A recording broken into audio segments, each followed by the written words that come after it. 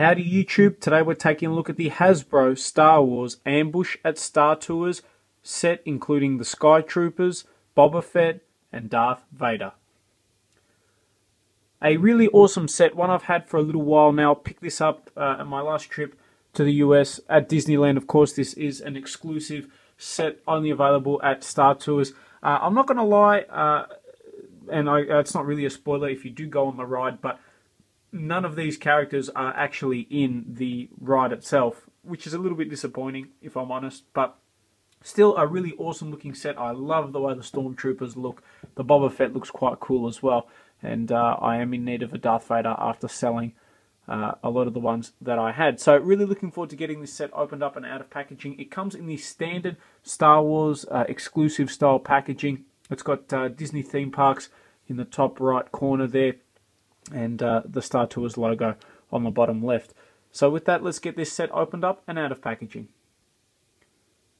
And taking a look on the back, we see the Sky Troopers. The read-up on the back says, Sky Troopers use custom jetpacks to fly easily through sky and space. That's a pretty lame read-up. Darth Vader with hover platform. The Dark Lord of the Sith keeps order in the galaxy for the Galactic Empire. And Boba Fett is the most dangerous and feared bounty hunter in the galaxy. I wish they had have included a little bit more than that and added them into Star Tours or something. But anyway, it says, since 1987, Star Tours has offered daily flights from Disney parks to a galaxy far, far away. Celebrate the relaunch of Star Tours in 2011 with this commemorative set. Shit, actually, that's a lot older than I thought, if I'm honest. But anyway, Star Tours Agency strives for relaxing gateways, but you never know where your journey might be delayed by Imperial entanglements with Darth Vader or Boba Fett. Actually, a really cool ride. Everything's themed quite well, and I'm a big fan of Disneyland. As you can see, probably on the back, the price of this was $25, which actually is quite a lot of money for a Star Wars set, but being it's an exclusive, I guess that sort of justifies it. So let's get it opened up. Okay, now in terms of Star Wars battle packs and sets, this is probably the best one I've ever come across. Really, really awesome. We'll start by taking a look at Darth Vader. Now this, of course, is an older Darth Vader figure that they've actually just repacked and reissued. So the articulation is a little bit different, but I'll run through it. First of all, he's got obviously the soft goods cape, which I love. And then of course you've got a really nice sinister looking Darth Vader helmet. Now the head is on a ball joint. The arms are on a swivel.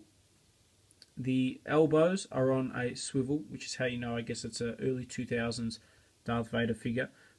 Swivel in the waist, legs move forward and back, and then ball jointed knees, which is cool, and ball jointed ankles. So in terms of articulation, there's a lot more than we currently get with a lot of the modern Star Wars figures, but still not as much as I guess say the Stormtrooper and Boba Fett, which we'll run through. Huge fan of Darth Vader. I'm interested to see what role he's going to play in the new Force Awakens movie. Hopefully you know, it's something cool, but definitely one of the coolest Star Wars characters of all time. Now, Darth Vader actually comes with this hologram platform. There's some nice detail on it. It reminds me a little bit of from Dragon Ball Z, like Frieza's ship. I think it looks pretty cool. That's obviously the underside. Now, it does come with like a little podium control panel, which has some nice detail on it as well, which just clips in. And Darth Vader literally just pegs in onto the holographic platform. So pretty cool figure, really cool accessories as well. And now we'll take a look at the main reason I bought this set, and that is, of course, for the Imperial Sky Troopers. Now, I'm a huge fan of Stormtroopers. I love all the different variants, different types, and these are some of the coolest ones I've ever seen. Now, you do get a set of, I guess, Clone Wars style blaster rifles and the Clone Wars blaster pistol for each figure, which is really cool, good accessories. In terms of detail, the helmets, I guess being Sky Troopers, are very similar to like a TIE Fighter pilot. Really nice. I love the way that looks.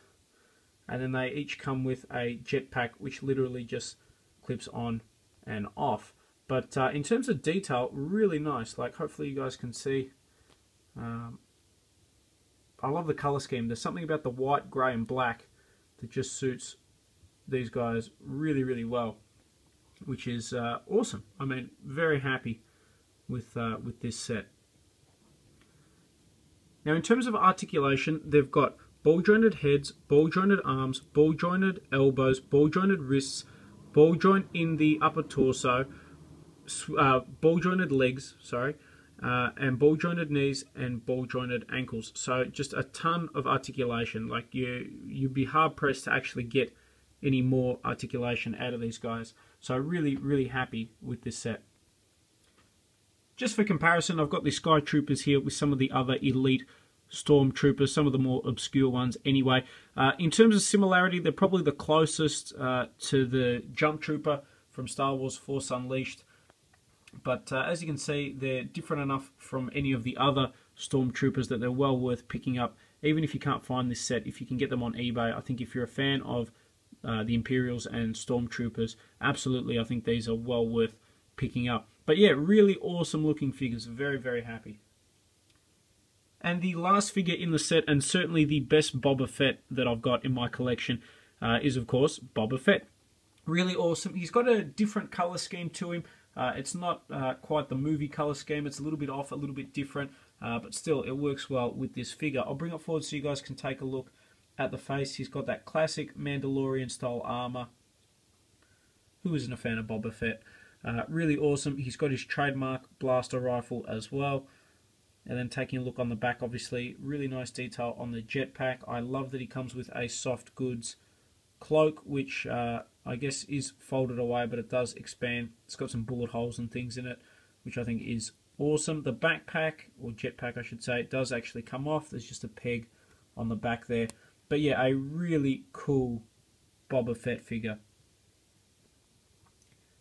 Now, in terms of articulation, he's got a ball-jointed head, ball-jointed arms, ball-jointed elbows, no movement in the wrist because of the, I guess, wrist gauntlets that he's got on there. Swivel in the waist, he's got swivel in the legs, ball joint in the knees, and ball joint in the ankles. So a good range of articulation there, which is always good to see, especially for probably one of the most iconic Star Wars characters of all time.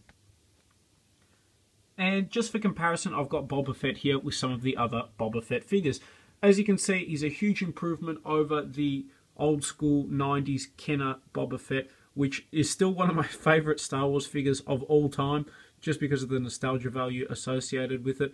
The paint on him is not as nice as the early 2001 Bounty Hunter exclusive set Boba Fett, but in that it's very limited in terms of articulation. So given all the excess articulation that this guy has, the great detail and everything like that, I think he is one of the better Boba Fett figures out there, and certainly well worth picking up.